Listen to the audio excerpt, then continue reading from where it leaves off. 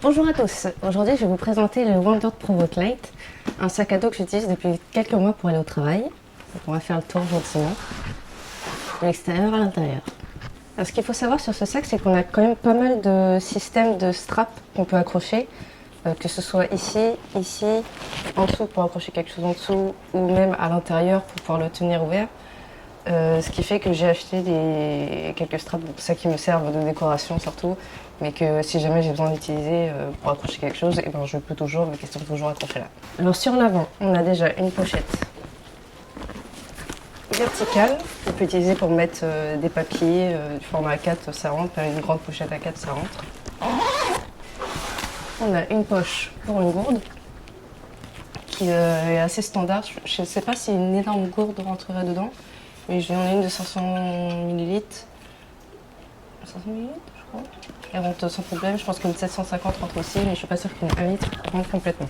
Et de l'autre côté, on a l'ouverture intérieure du sac. Il faut savoir que c'est un sac fait pour les photographes au départ, donc pour pouvoir sortir l'appareil photo. Moi, j'utilise pas comme ça parce que je suis pas photographe.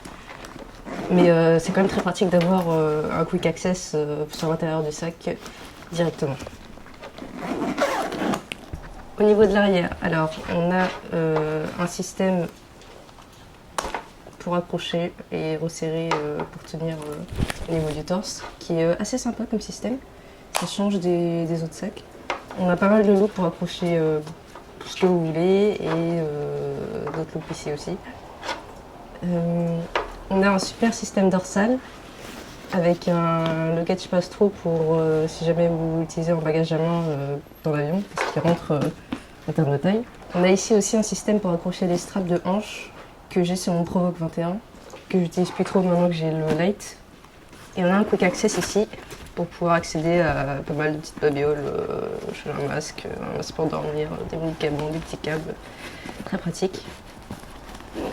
Donc pour accéder à ce sac, il y a 3 accès. Il y a le premier qui est le roll top, qui est quand même assez volumineux. C'est un 16 litres normalement, mais on peut quand même l'expandre un peu plus. Qui marche avec un système de scratch, où on peut rentrer pas mal de choses. Il y a le système du côté qu'on a vu, et il y a le côté clamshell aussi.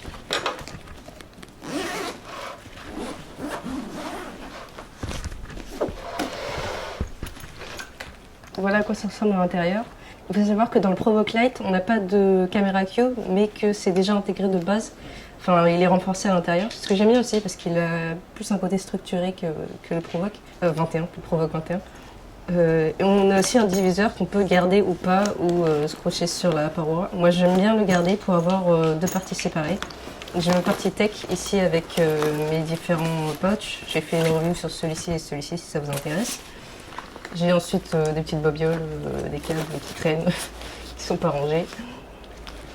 Ensuite, là c'est la Quick Access.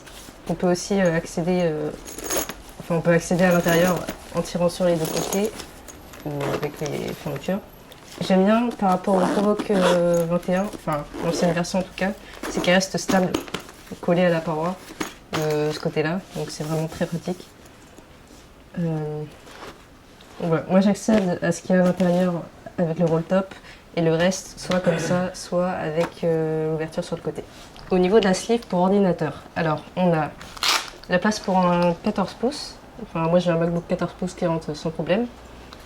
Il y a 2 petites pochettes ici, moi qui me servent pour mettre les produits d'hygiène. Et là j'ai une petite batterie au cas où.